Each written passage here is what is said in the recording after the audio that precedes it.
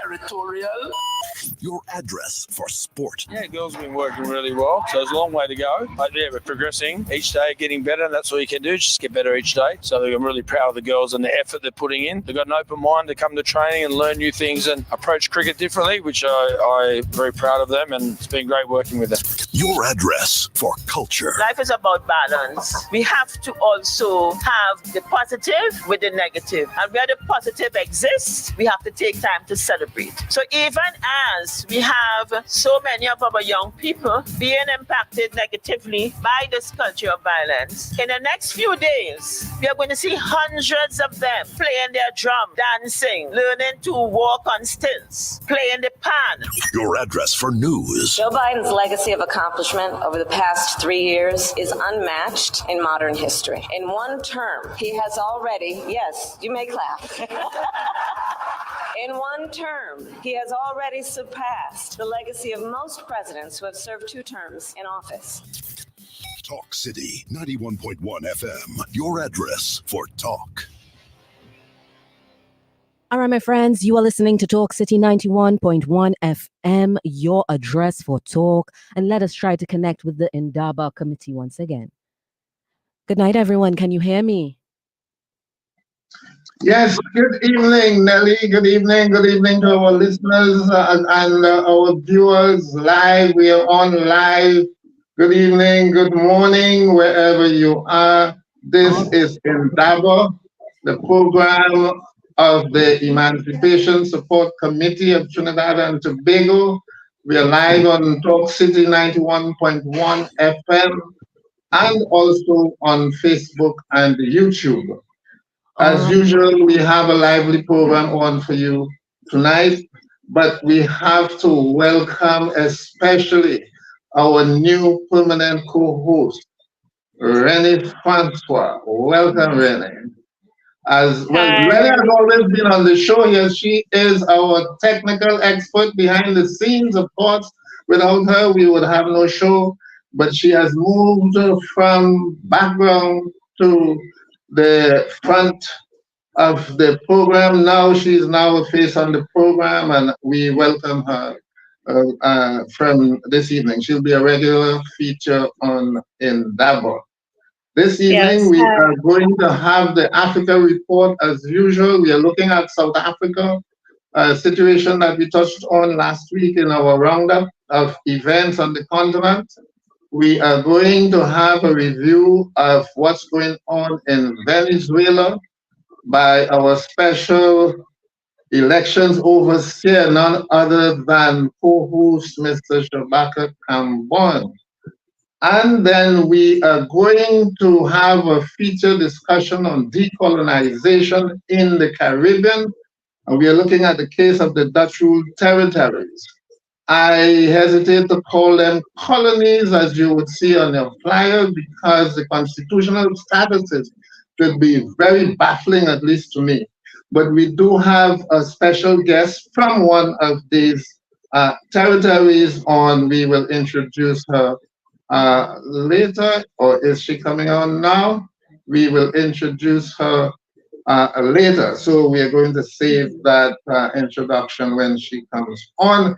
Good evening once again. Welcome to the program. And we are going to take on the Africa report. Renée, could you bring up the report, please?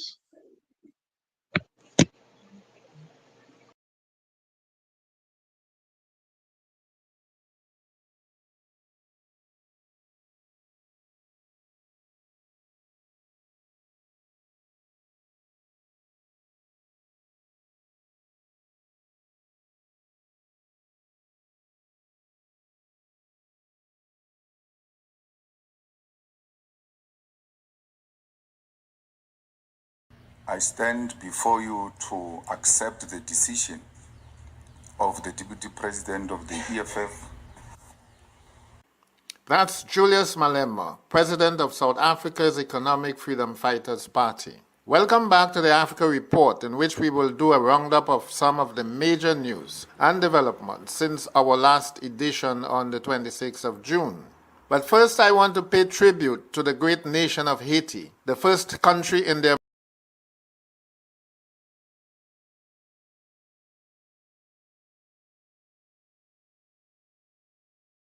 versus Floyd Shivambu is not the political battle we were expecting in 2024. Mkondo Wesizwe is the final answer of the problems of our country. As promised in our last edition, this week's focus of the Africa Report is on the Economic Freedom Fighters Party, the EFF, putting into perspective the shock resignation of its deputy president, Floyd Shivambu, as a member of the party and a member of parliament. My sincere plea is that in its reflection of the decision that I have taken, the organization should also avoid mischaracterization of an otherwise revolutionary and disciplined decision to not renew membership of the EFF.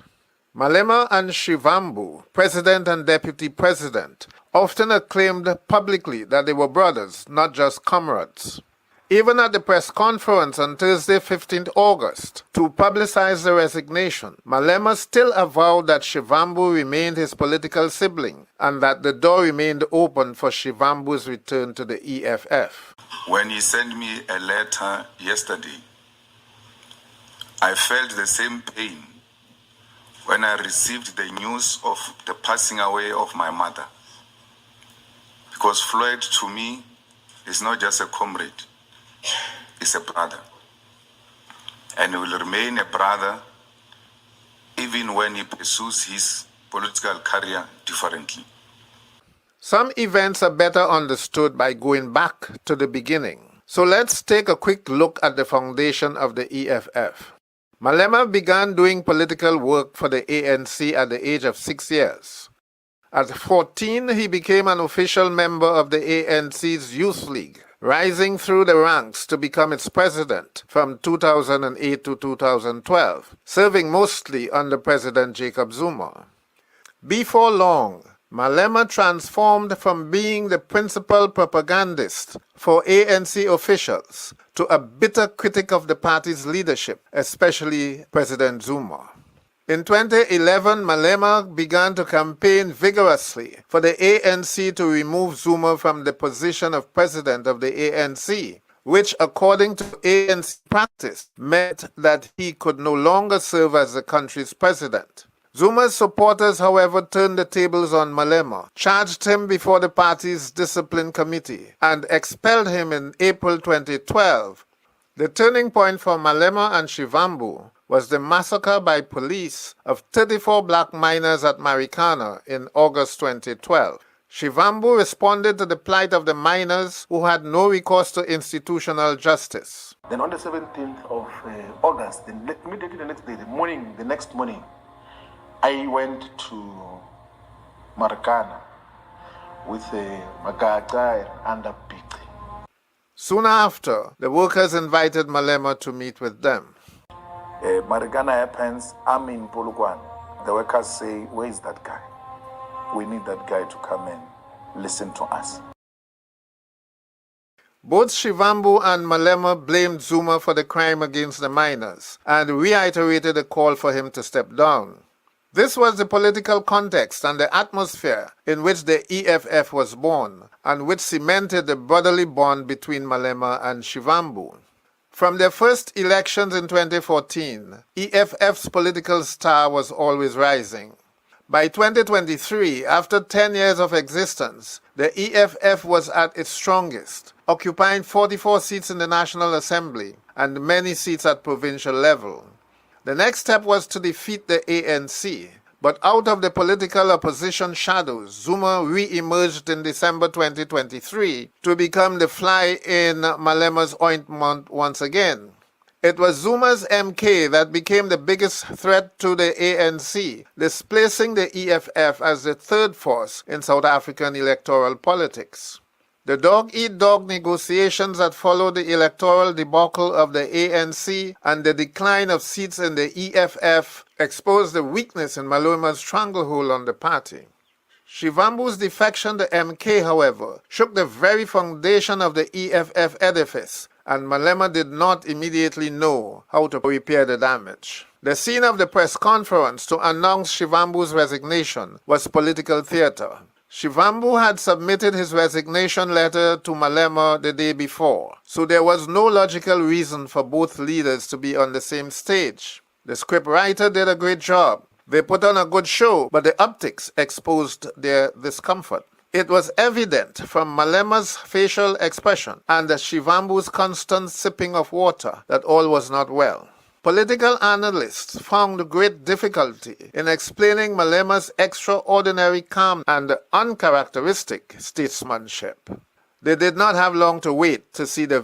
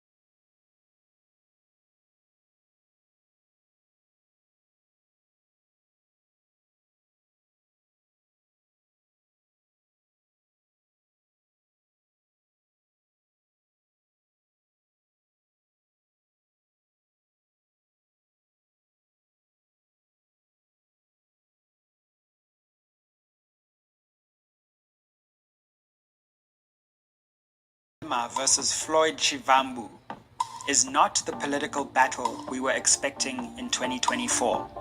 Mkondo wesizwe is the GTU, and all those who served in the GTU under the deputy president are dissolved.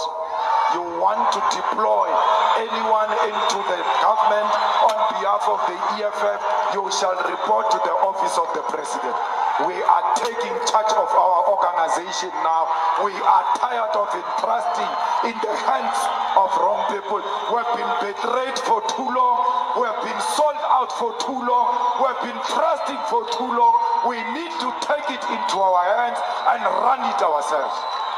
Shivambu's trading of his Sankara red beret for MK's camouflage cap was Zuma's revenge against Malema, and he immediately set about to restructure MK, setting it on a trajectory to ultimately take back the presidency. He did not only welcome Shivambu, but gave him the most important portfolio, that of national organizer, responsible for driving the party's programs, including drafting party policies and building nationwide structures.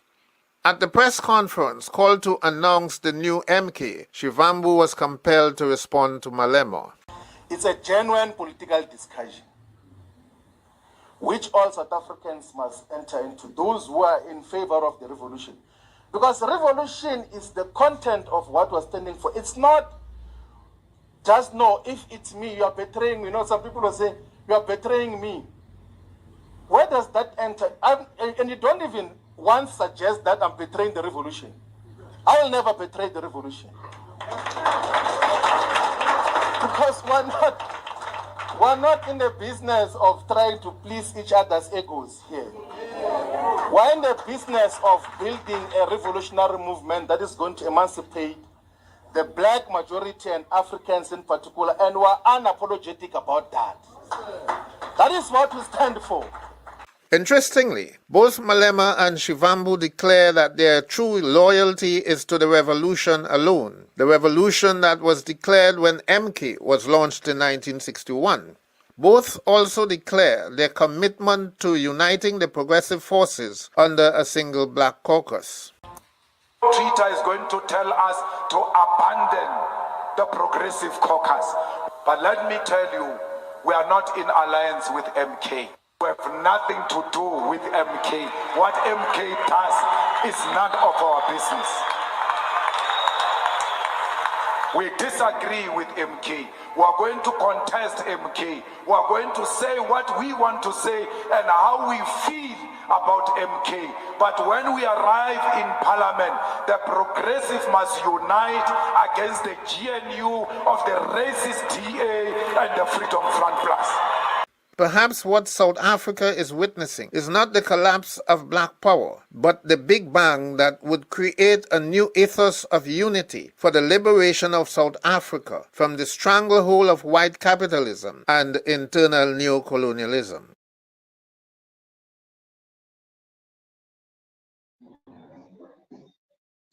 Yes, so that's the Africa report. We had a little technical glitch at somewhere around the middle, but I think Renée overcame that problem, so thank you, Renée.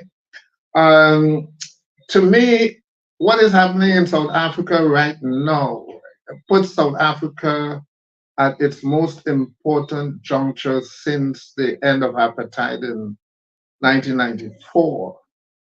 What we are witnessing is the imperative for the emancipation of Africa, as Shivambu expressed it.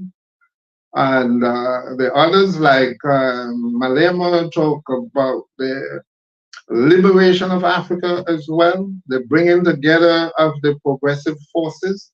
But what we are really talking about is decolonization, you know, and I'm saying so in the context of the discussion we are going to have later. This is about decolonization in South Africa. Apartheid was a system of internal colonization, meaning the colonization by a settler group of imperialists. That is the people that were called Boers and who call themselves Afrikaners now. It's a system of internal colonization.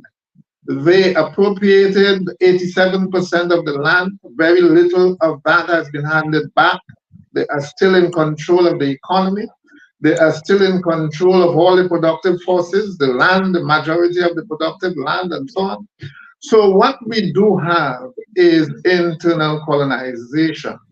And the struggle is about decolonization or emancipation or liberation, however you put it.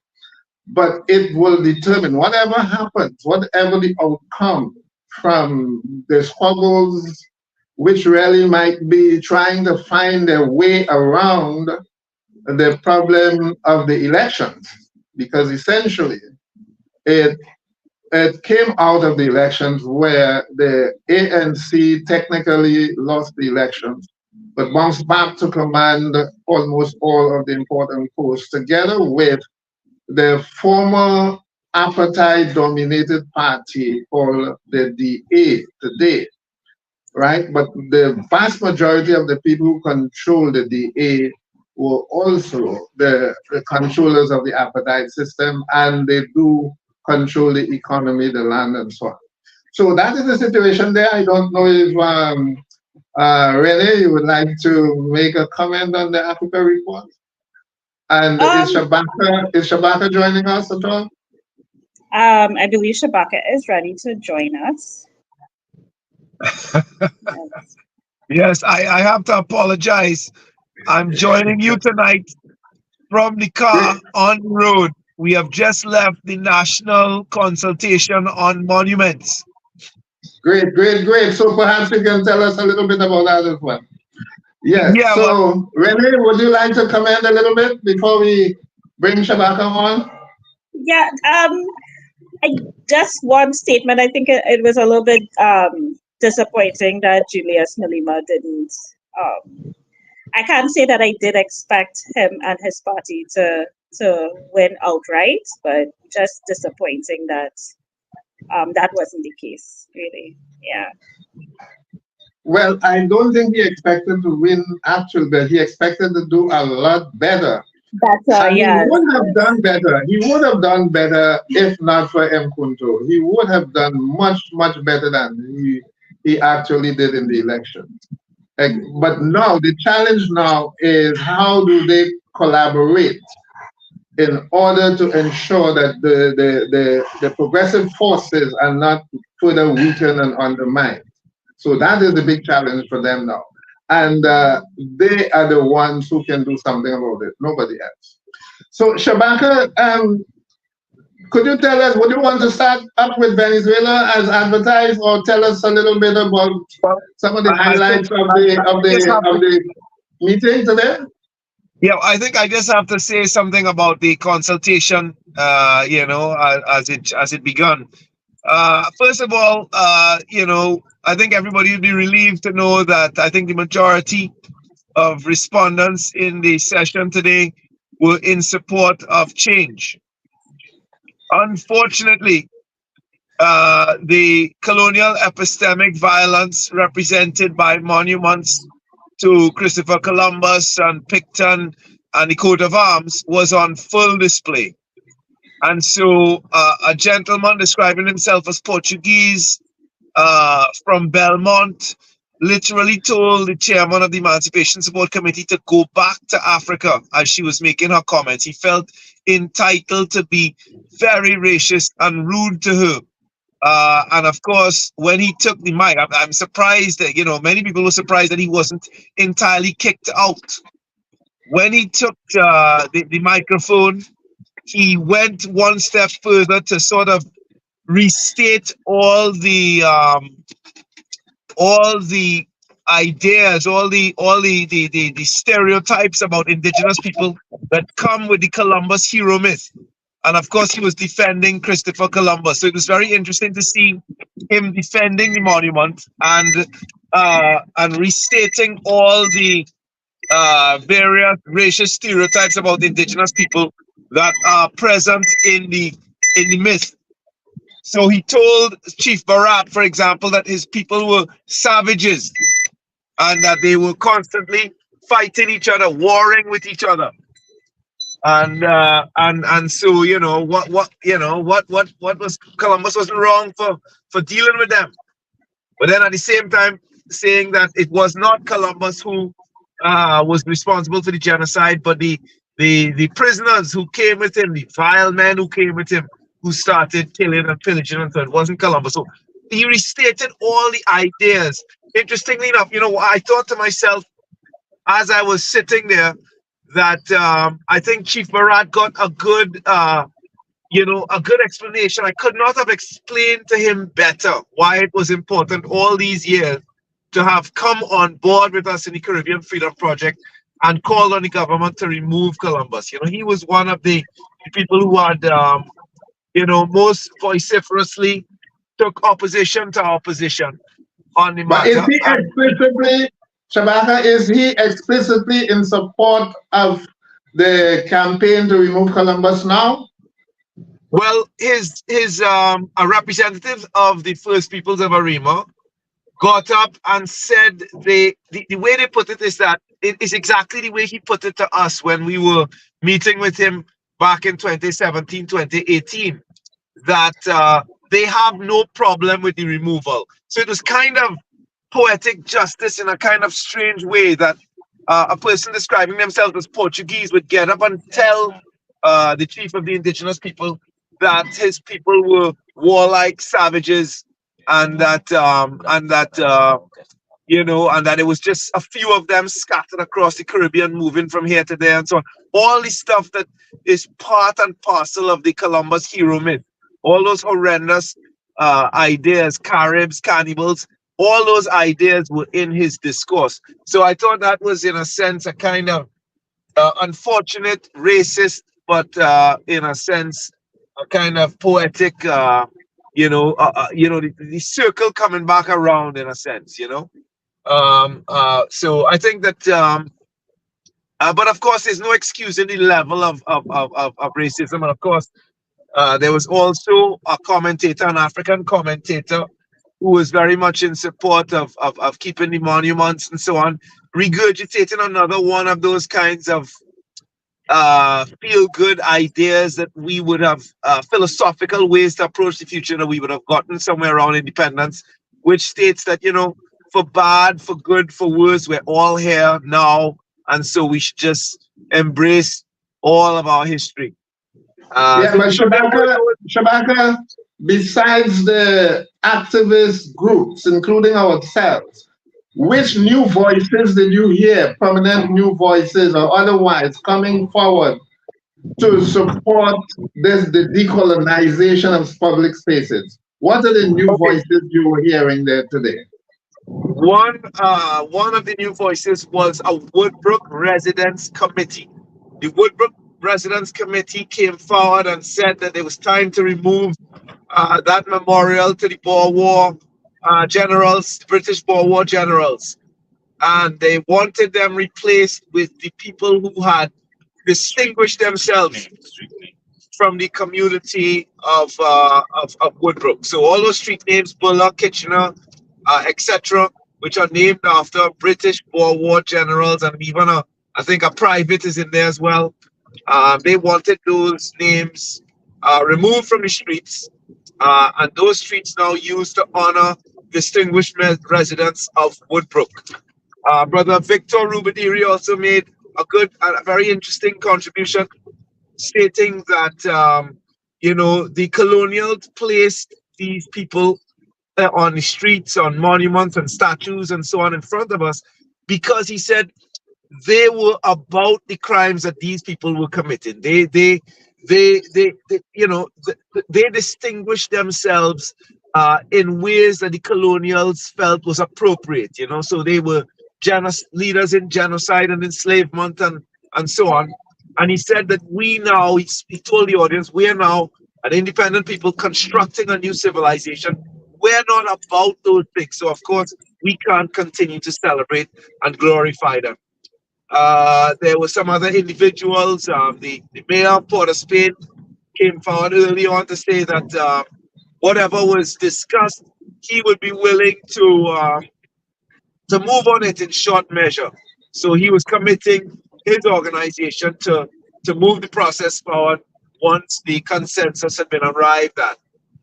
So it was interesting. Rhoda Arrindell and Dr. Red Hawk and brother. What's his name?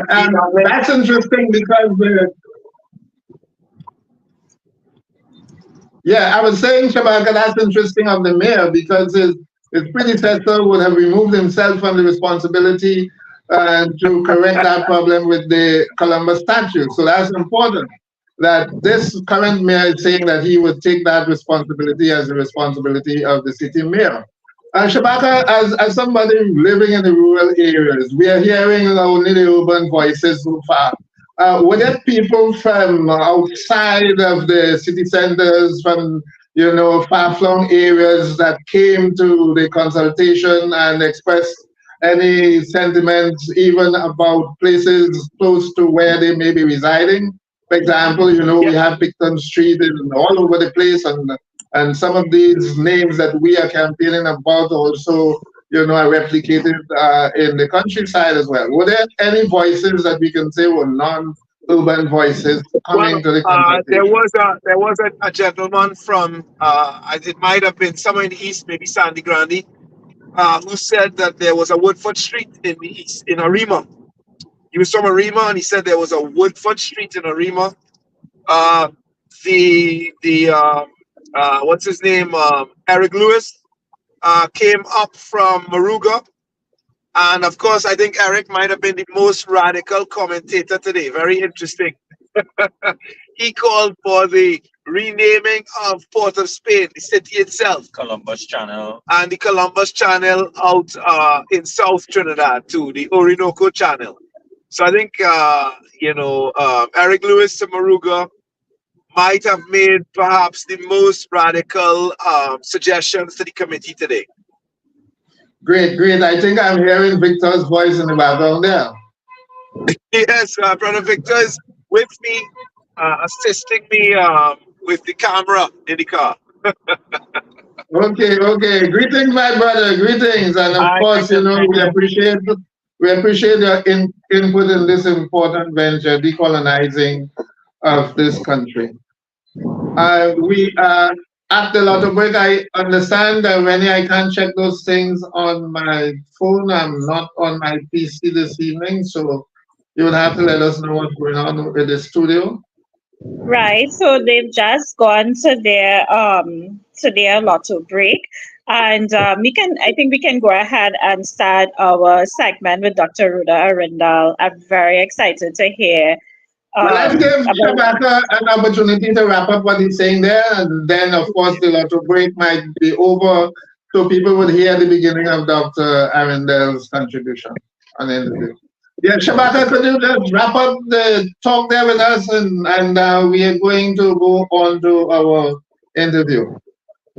All right. Well, what I just want to say then is, in terms of those who came to the program today to hear what's happening in Venezuela, let me just say that I think that progressive forces around the world are now waiting on the government of Venezuela to publish a more detailed summary of the results, which would then end all the speculation.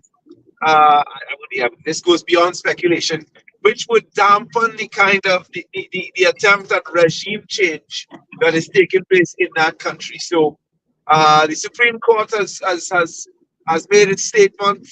The electoral authority has declared President Maduro the winner. The Supreme Court has said that has upheld that ruling, and now I think the onus would be on the government to publish the detailed findings, and that, I think, it wouldn't put an end to the attempts at regime change, but it would certainly dampen the enthusiasm for for regime change in the international community.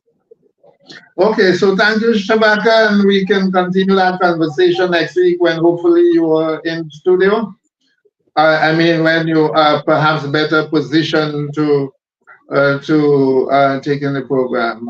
Where you are now is not the best for. Yes, for I'm going to sign out, brother and sister, and we're listening on the radio. Okay, would you be coming back in? If I get to a space where I could come back in on time properly. Okay, great. Yeah, okay. I'm looking forward to hearing our dear friend. Yes, great. Okay. So with that in mind, I believe that we might be back live on Talk City 91.1 FM, I'm presuming so. So I want to especially welcome our guest for this evening's program, Dr. Rhoda Arrindell. Dr. Arrindell, welcome to Indaba. Good evening. Yes, welcome. Good evening. Thank you. Yes, good evening to you and your team and your audience. Thank you for this opportunity to be with you. And I'm listening here and enjoying every minute so far. Thank you. Right. We are honored to have you on the program. Dr. Arrindell is a human rights activist, an author, and a lecturer. She is the president of One St. Martin. St. Martin is, of course, in the Caribbean, for those of you who might be a little bit hazy with your geography. She is the president of One St. Martin and the current president of the Caribbean Studies Association, which is an academic association. From 2010 to 2012, she served as St. Martin's first Minister of Education, Culture, Sports, and Youth Affairs in the UPDP coalition government, and she currently teaches at Howard University in the United States. Right, so that is a brief bio. Of course, Dr. Arrindell's bio can go on much longer than that. Of course, she has published quite a lot and all of that. So you do have a picture. She is an activist. She's very much involved in the reparations movement. And the topic we are going to be discussing, as I said earlier, it is about decolonization in the Dutch territories. And we are going to make the link with reparations and see how that fits into the broader issue of reparations. And of course, the reparations movement is very much alive and getting stronger every day. So could we begin, Dr. Arrindell, by explaining the status, the constitutional status of these territories? Should we call them colonies? Should we call them something else? What are they and how did they get to be what they are now? Could you explain that for our listeners?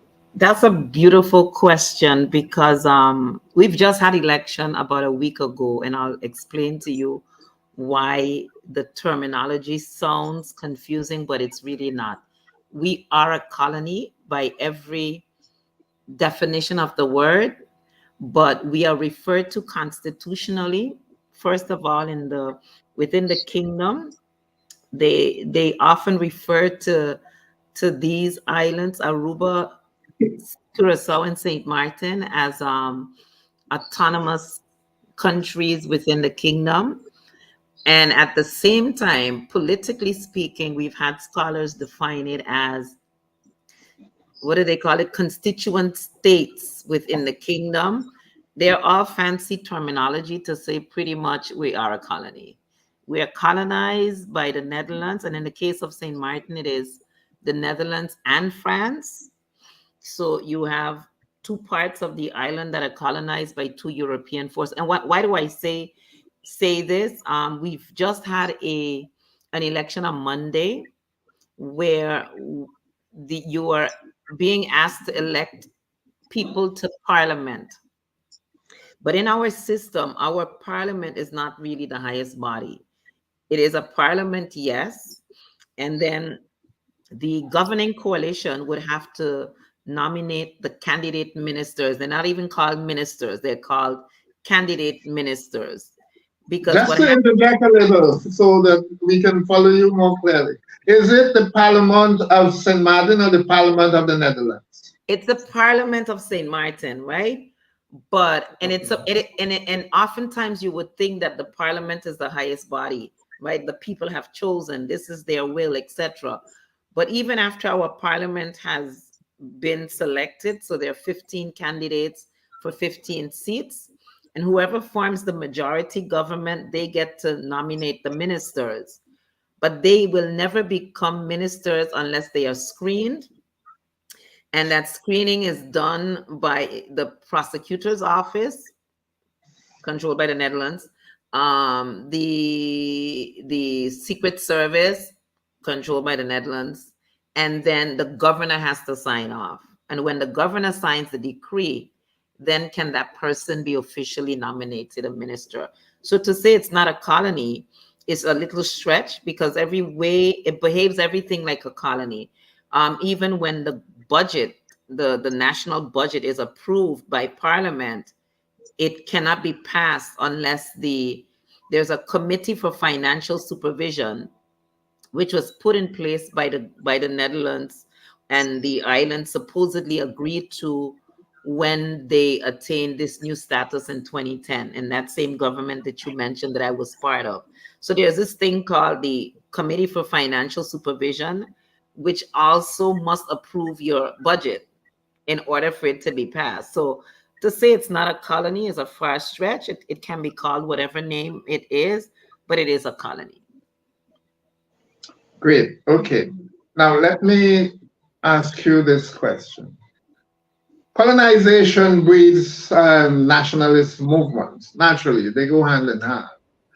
So what is the nature of the nationalist movement in St. Martin? And is there any collaboration or cooperation, if one exists, with the nationalists of the French sector of St. Martin? And also, what is the link or connection with the nationalists of the southern Dutch colonies, Curacao, Bonaire, Aruba, and so on? What is the nature of the nationalist movement now? How strong is it? And what is the degree of collaboration that you have? No, that's another very interesting question, because when we think of nationalism on the level of, let's say, European sense of nationalism, when we think of it on St. Martin, for example, let's take the French part.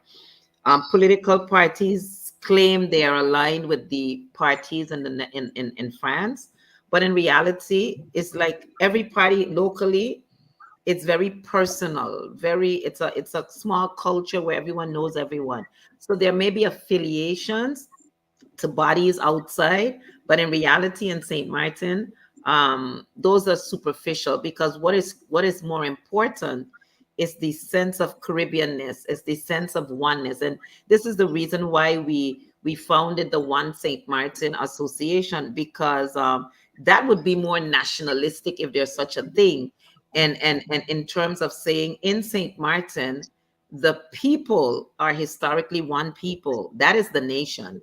So whether they're French or Dutch, they're historically, culturally one people with two different and sometimes multi nationalities, right? So some St. Martiners may have both French and Dutch nationalities. Some have one, some have three, American or other nationalities. But in reality, the indigenous or the traditional St. Martiner, as we would refer to ourselves, they're one people. So in my particular family, for example, I have nieces and nephews that have French nationality, nieces and nephews that have, they all live in the same home. You can be a French national and go to school on the Dutch side, and you can work on the French side and live on the Dutch side, and vice versa, etc. So those things are there at the administrative level. But if there's anything to be called nationalism, it would be more at the level of the St. Martin identity, in terms of we are one people historically, culturally. We are one people. And so there's affiliation to Curacao. I was born in Curacao, for example. And so you have family in those other islands as well. But the affinity to Curacao, for example, traditionally and culturally, in St. Martin, you would find quicker a cultural affinity to Anguilla, for example, or St. Kitts and Nevis, because of our history, right? Even though we are bound together in this Dutch kingdom and would have developed over time a relationship. So it's very fluid. There are no borders that we mark and say this is where it goes. It's very fluid. And it's the makeup of the St. Martin cultural fabric. Mm-hmm. I'm not sure I get the sense that there is a nationalist movement. What is driving the nationalism if there is not a nationalist movement? I'm not sure I get that. Could you clarify that? I hear people use the term here, and I tend to say, the rigid definition that you hear outside don't always apply to us, right? They hardly ever do. So people pick up the terminology. But when we speak in St. Martin of the nation, it is that 37 square mile of rock, right? That's the nation. Everything else is secondary. But now, in the last 10, 20 years, you'd see a bigger drive to enforce Frenchness and Dutchness, where the seat of power used to be Willemstad in Curacao for the Netherlands Antilles and Bastia in Guadeloupe for the French territories. Since their new status in 2007, the French part, and our new status in 2010, you would think we would become more progressively self-serving, self-sufficient towards independence. But what you're seeing is a bigger push from the metropole to have more control on the rock. And so there's often friction with groups like our organization, One St. Martin, and in terms of the direction that we think that the island ought to be heading. Okay, I want to bring in my colleague here, but I think it's obligatory on my part to ask you about reparations and how the reparations movement conjoin with the decolonization movement. Could you talk to that a little bit, and then Renée would take the questions after that. Yes, sir. So One St. Martin, our organization, we became a member, an associate member of CARICOM Reparations Commission. We had petitioned for years to become a member because at the government level, our government was not doing this. The colony does not want to engage in a discussion on reparations. And so we had to seek membership through our NGO status. And in that conversation, now fast forward, there was the Dutch apology last year. Actually, the year before, when the Prime Minister of the Kingdom of the Netherlands apologized because he was forced to. And then the Dutch King also apologized on July 1st 2023, saying that there would be no discussion of reparations. They would apologize, and the idea is that they would put some money available for commemoration and projects, and you could apply and get funding for a few thousand euros to do your projects, but that there would be no discussion of reparations. And we had said to our premier, referred here to as the Prime Minister, to not accept that apology on our behalf as descendants of enslaved Africans, to say to the Dutch Prime Minister and to the Dutch King, we're not accepting an apology that makes no commitment to reparations. And so there has been no official acceptance or rejection of the apology, but we are working with the CRC, with CARICOM, in terms of trying to get an official CARICOM response to the Dutch apology. And so we were consulted for our position on the issue. We stated very clearly that we didn't think the apology was a full apology. It was a formal apology, but it was not a full apology as CARICOM requires, because there was no discussion of reparations or commitment to non-repetition because of what we see happening on the ground where we live in this colony. While we are apologizing, we are bringing in more colonial structures, stronger colonial, control of our borders, of our way of life. Everything is becoming even more colonized as opposed to more freedom and self-governance. Okay, so Renée, you can pose your questions now. Okay. Thank you, Dr. Fergus. I was actually going to ask Dr. Arrindell about the reparations movement, and specifically about the Dutch apology that has been deemed inadequate. Has One St. Martin in particular, have you all used that apology as a way to levy or justify and just support your demand for independence? Well, yes, that's exactly, well, even beyond that, what we did, we issued an official rejection of the apology. So immediately thereafter, we said we're not accepting it. It's dishonorable to our ancestors. That was the first step. And then what we also, so we demanded, first we had demanded that the king apologize, because they were saying that the king would not apologize, but he did. And then we said that if there is no discussion of reparations, how about we ask, because we've been calling for a referendum for independence for a while now, and we have always stated that reparations forms part of our independence package, right? Yes, and that's part of our discussion. We have issued what we believe is a claim, an official claim, where we think, using the CARICOM 10-point action plan, we've created our own 15-point plan that we believe should form part of our reparations conversation, our goodbye package as we move towards independence. We're not taken seriously, obviously, by the Dutch state, but we're working with CARICOM, and we're doing our work, and we're hoping, now that there's been a new election, it will probably not happen in the next 4 years, because every time we look at the parties that make up the governing coalition, and there has been no move by any of the parties in the past 10 years, 12 years to honor a request for a referendum.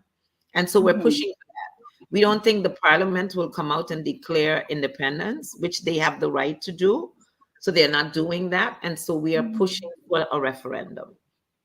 And what is the general sentiment of the public? Because I know you said that of recent years, there's this kind of push from the Dutch kingdom or the Netherlands kingdom of, Dutch, and reaffirming their culture and their identity. But what is the general sentiment of people from St. Martin about seeking independence, or do they prefer to be a colony because of the perceived benefits of still being aligned to the Dutch? We've had in the days of the Netherlands Antilles 2 referendum, right? One was in 1994, and then the other one was in 2000. So our last referendum was 24 years ago.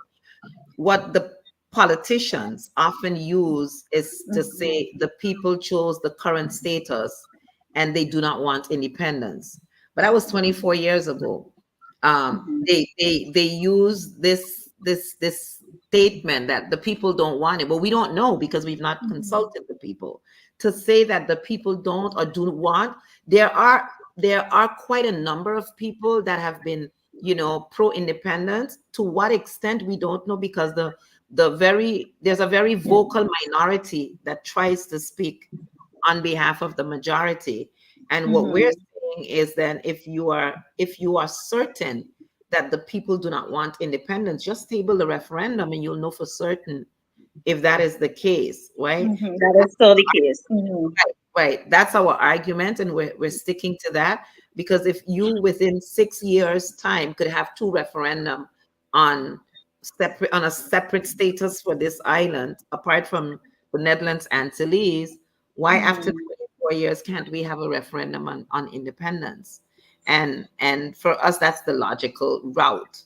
Now, like I said, the parliament can, with the majority, also declare that St. Martin wishes to become independent, but I don't see any of the politicians doing that.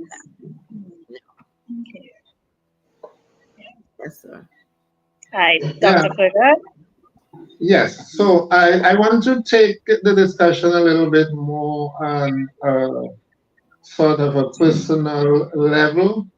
Dr. Arrindell, you were Minister of Education under the UPDP.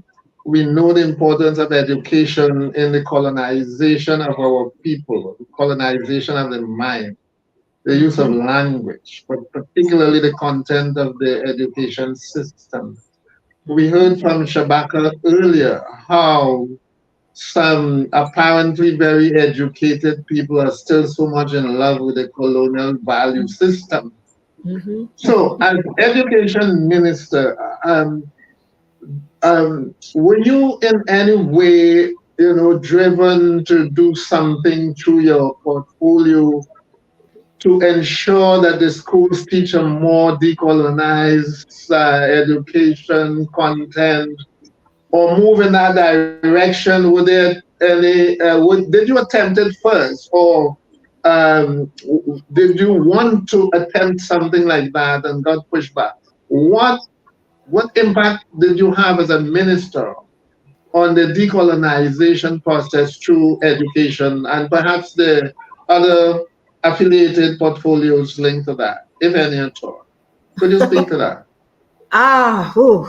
First, let me say that government lasted 18 months because we were toppled for some of the policies precisely of what you're referring to. But here's the even sweeter part, I should say. So in the election last Monday, I participated with a brand new party, which is a more pro-independence leaning party that was just created about 6-7 weeks ago. And we managed to capture a seat of the 15 seats. And we had campaigned on the education portfolio, right? We had campaigned on electoral reform, and education has very strong suits. And we were pursuing that ministry. And we were invited to form the government. We only got 1 seat in the election, but we were invited to form part of the government. And we requested the Ministry of Education for the same reason as you're outlining there. And it was not granted. We were the minority so we will be part of the governing, or we are invited to be part of the governing coalition, but we do not get to manage the education ministry or portfolio. And from my perspective, it is precisely because of that sense of fear, number one, that we are a little too radical or a little too anti-colonial. and we had campaigned on some. So it's to be seen what is going to happen in St. Martin in the coming days, because the government has not yet formed. And then in the next 4 years, what happens with that portfolio, right? How does that translate? What we do know after I'd left office, and why I said the Dutch is more adamant about the they say recolonization, but I don't say recolonization because they've not really left. It's an ongoing colonization period. And so there's this thing. There was a report in terms of the evaluation of the education system done by, or at least spearheaded by, the Dutch government. And it does conclude, like we do, that the education system is in shambles. But the solution that they're proposing is totally the opposite to what I would propose, what we would propose, because it's more colonial. It's more, bring more Dutch language in, bring more Dutch structures in, and bring the education system, in particular, our University of St. Martin, to be now aligned with and under the umbrella of the Ministry of Education in the Netherlands, away from where we had been going with partnerships in the region, University of the West Indies, University of the Virgin Islands, etc. There's now signed agreements with the previous government that the government of St. Martin is going to pursue this direction for education reform, and it is aligning a lot more with the Netherlands. So okay, great. Yes, great. Okay. Yeah, go ahead. Go ahead. Can conclude. No, I'm saying it's to be seen what happens in the next few years with education. Yes. So just because I'm a historian, and of course you also are in the history from this Caribbean Studies Association, you must be doing a lot of history as well. What kind of history is taught in the school system? Is it geared to understanding the history of the Caribbean, or more the history of the Netherlands and the Netherlands in the Caribbean? What is it like? All of the above. We have in the 16 square miles of Dutch territory, we have an American system of education, Canadian system of education, Caribbean system of, so we do have CXC schools here, European system of education. And in the CXC schools, these are schools that we've had to fought to have English as language of instruction in our schools over the years.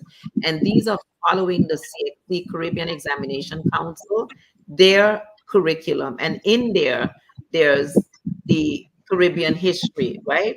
There is part of that there. In the schools that are using Dutch as language of instruction, it's very little. When I was in school, it was like a page and a half, if you were lucky, in the history book, and it covered the entire Netherlands, Antilles, and so much Caribbean.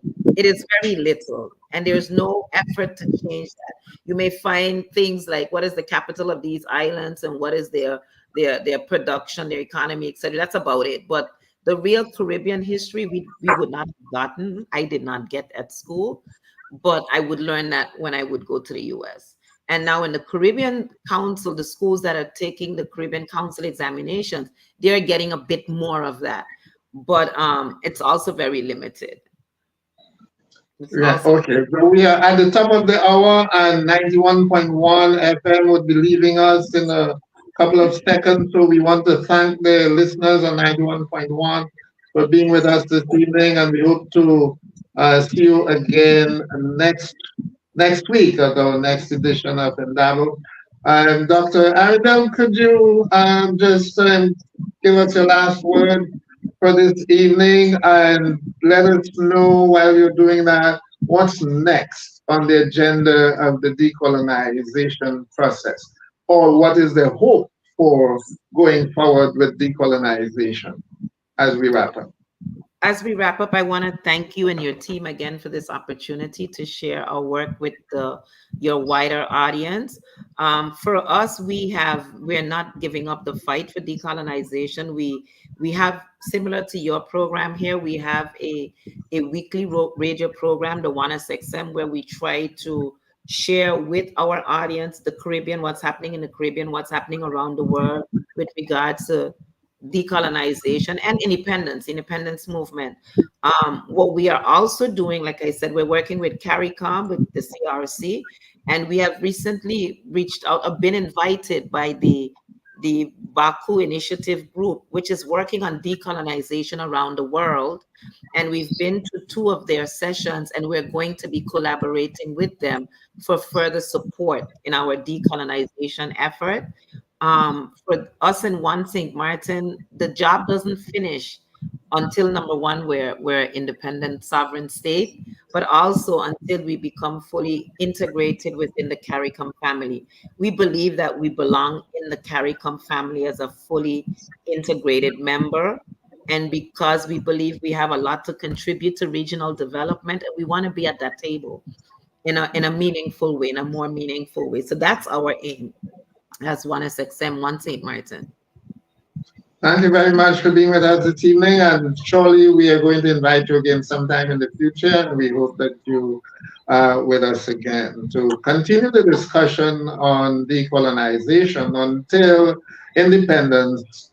The struggle continues. We want to thank our listeners, our viewers online, live, for joining us this evening.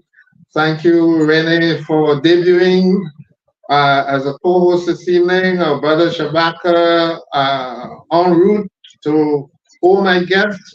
Thanks for joining us, taking some time to join us. And of course, in studio, Nelly, I believe we have in studio. Thank you very much. See you again next week on Indaba, the program where knowledge grows. Emancipation Support Committee of Trinidad and Tobago. Give us a like, subscribe to this YouTube channel and Facebook. Give us a like, subscribe.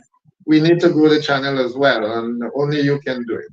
So thank you. Good evening, good night, good morning, wherever you are. See you next week. Thank you very much. Good night, everyone.